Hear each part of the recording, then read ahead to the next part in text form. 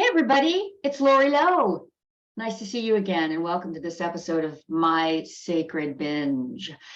So, interestingly enough, I thought it'd be fun to go back to this book. I've done a video about this before, Body Respect, what conventional health books get wrong, leave out, and just plain fail to understand about weight. This is by Linda Bacon and Lucy Amphramor.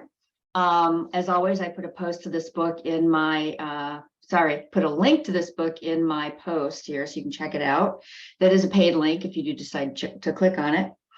Lucy and Linda are really big proponents of not dieting and instead finding health at any size, because so much of our body weight, our body composition, all that kind of stuff is just not based on calories in, calories out. Now, there's a point where obviously we can be compulsive overeaters and we can just go way beyond what our body really needs to be well. But the point is that trying to diet to take care of that problem of being a compulsive overeater, of being a binge eater, is just not helpful. Just doesn't work. So what does this really mean if you're a binge eater? Here's the thing. The advice that Lucy and Linda give, which I think is excellent, is eat normally. It's this, they even have this great quote here that is basically this radical new approach to dieting, which is eat normally. The fact is that binge eaters don't eat normally. And I think that's an area where there's some work to be done in terms of healing and finding a way to get ourselves to a place in our lives where we can then eat normally. Binge eaters, matter of fact, I used to say that I actually didn't have meals. I didn't eat for months at a time. Now I binged for months at a time. I ate cookies, crackers, cakes, bread, ice cream, candy, whatever I needed to binge and continue to tune out and cover up the experience of what was really going on with me physically, but also what was going on with me emotionally and mentally. But I didn't eat a meal during that whole time. I didn't sit down and, order a roast chicken plate or whatever, or a grilled cheese sandwich or anything like that, because, that would be literally eating. So I, as a binge eater, spent a lot of time really not eating any meals. So when you take somebody who has a binge eating disorder and you say, eat normally, we don't even know what the heck that is. I remember watching a video about the benefits of intermittent fasting.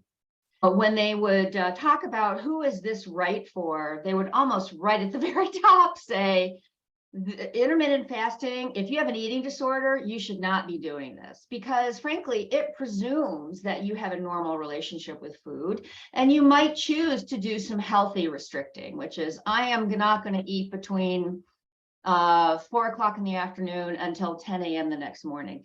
That's a healthy choice to experience fasting, what it does to your body, be able to observe it, and whatever. A binge eater, however, sees that as a way of curbing or finally dieting, or a way to undo the harm they've done through 30 years of binge eating before that.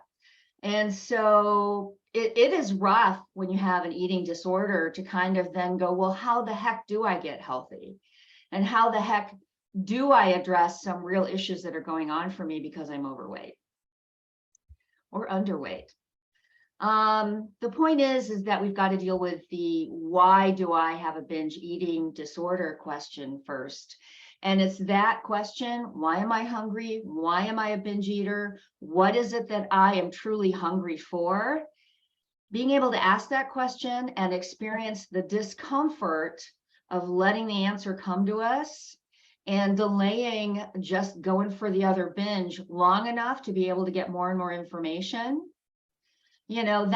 That is what has to happen to us first before we can successfully really think about going on a diet or restricting anything or whatever. So I just think it's really interesting that all the times that I've lost weight in my life, and we're talking 50, 60 pounds at a time, that nobody ever said to me, oh my goodness, have you figured out why you overate to begin with?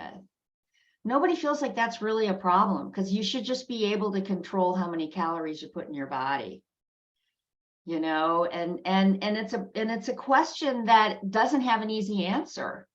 And so of course people are all freaked out about, they don't really want to know that you were fat before you were thin. But with My Sacred Binge and the program that I want to put together, that is the number one task ahead of us is, why do I binge? Why am I a binge eater? What happened to me that made this the way that I cope with life? And can I own that and heal that and repair that to the point where I, like any other person, I can just pursue being healthy. I don't have to be super thin. I don't have to be the most gorgeous woman on my social post that day, social feed, I guess it would be called, but I can just be me, and I can be my authentic self. And that's somebody whose set point is here and whose height is there and whose boobs are out to there and whatever. I can be that person. And I can then choose to maybe try some healthy restricting just to see what the health benefit is. How do I feel? Does it kick off feelings of deprivation? And does it make the idea of, you know, is it too close to being on a diet for the purpose of pursuing thinness? That's questions that we have to ask ourselves, but it all starts with going through this process of, how do I make these binges sacred? How do I make this a blessed event in my life in which I get to learn why I binge? Until we heal that and understand that and know that, then no diet we ever go on, and I don't even like that name, but no pursuit of health, no kind of intuitive eating, no kind of eating normally really exists in our lives until we are able to understand, oh, boy, that's why I've been so obsessed with this relationship with food. Okay, enough about that. Again, looking forward to feedback on this one. I'm really excited about the work that I'm doing here. If you have any ideas for me for topics or any questions that I can answer, throw them my way. In the meantime, you all have an awesome, awesome day, and I will talk with you soon.